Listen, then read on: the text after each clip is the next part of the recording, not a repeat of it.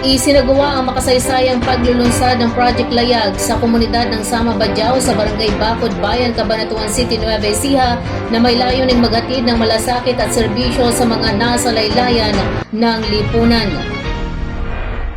Ang Project Layag ay isang outreach initiative na pinangungunahan ng Nueva Ecija University of Science and Technology, Associate in Digital Services o NEUST-ADS, katuwang ang iba't ibang ahensya, grupo at mga voluntaryo na nagkaisa upang suportahan ang komunidad ng Sama Badiao.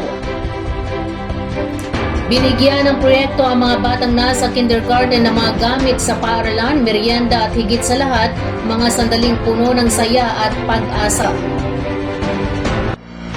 Nagsimula ang programa sa isang makulay na pagtatanghal mula sa kababayang Sama Badiao na ipinagdiwang ang kanilang kultura at mainit na sinalubong ang mga panauhin.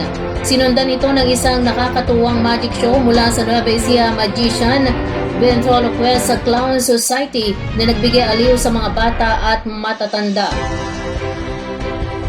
Ang matagumpay na programa ay naisakatuparan sa tulong ng mga katuwang gaya ng Department of Science and Technology, Provincial Science and Technology Office Nueva Ecija o DOST-PSTONE sa pangunguna ni Ralph Louis C. Binene, Science Research Specialist, SRS-2, Engineer Teodoro C. Dalusong Jr., SRS-1, at Engineer Benjamin B. Montero II, Project Technical Assistant o PTA-1, Nueva Ecija Magician, Ventriloquist sa Clown Society, Senro at mga dedikadong volunteers.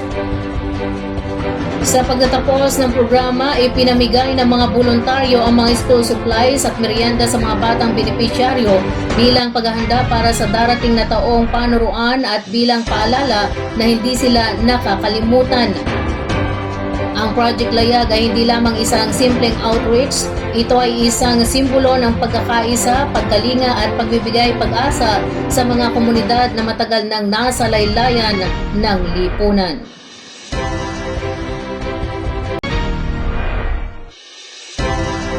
Malugod na tinanggap ng pamahalang lungsod ng Cabanatuan ang mga opisyal na kandidato ng Miss Tourism Ambassador Universe 2025 at Mr. International 2025 sa kanilang courtesy visit na isinagawa nitong June 23. Dumating sa lungsod si Jamaica Chester Teodoro, opisyal na kandidata ng Miss Tourism Ambassador Universe 2025 at si Fernan Luis Lahum, opisyal na kandidato ng Mr. International 2025 kung saan mainit silang sinalubong ng mga opisyal ng lungsod kasama ang mga kinatawan mula sa City Tourism Development and Promotion Office o CTDPO. Layunin ng kanilang pagbisita ang pagtibayin ang ugnayan ng lungsod sa mga international na patimpalak sa turismo at kultura at kilalanin ang kahalagahan ng mga kabataang tagapagtaguyod ng kagandahan, kultura at advokasya sa pandaigdigang entablado. Nagpaabot ng taus-pusong pasasalamat si Teodoro at Lahum sa mainit na pagtanggap ng mga taga-Cabanatuan. Pinuri rin nila ang pagsusumikap ng lungsod sa sustainable tourism at preserbasyon ng mga pamana. Samantala, ipinahayag naman ni Mayor Michael Elizabeth R. Vergara ang buong suporta ng pamahalang lungsod sa mga kandidato. Ayon sa kanya, sila ay tinuturing na mga huwarang embahador ng kabutihang loob at tagapagtaguyod ng turismo ng Pilipinas sa buong mundo.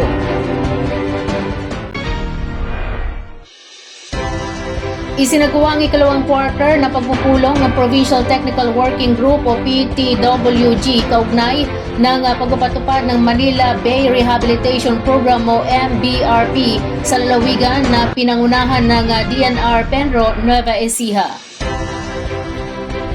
Dito tinalakay sa naturang pulong ang mga update at isyong may kaugnayan sa solid at liquid waste management, compliance ng mga LGU o local government units sa lalawigan, kalagayan ng informal settler families, paggamit ng Google Form para sa daily data submission ng mga river rangers at presentasyon ng mga aktibidad at accomplishments para sa ikalawang quarter ng taon.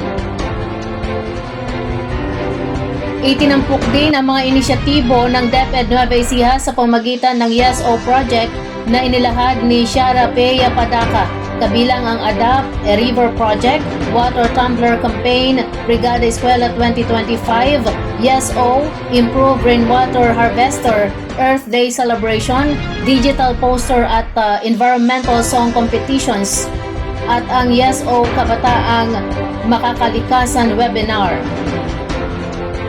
Ang Youth for Environment in Schools Organization o YesO ay isang samahang mag-aaral na nakabase sa paaralan sa Pilipinas na nakatuon sa konserbasyon at pangangalaga ng kalikasan.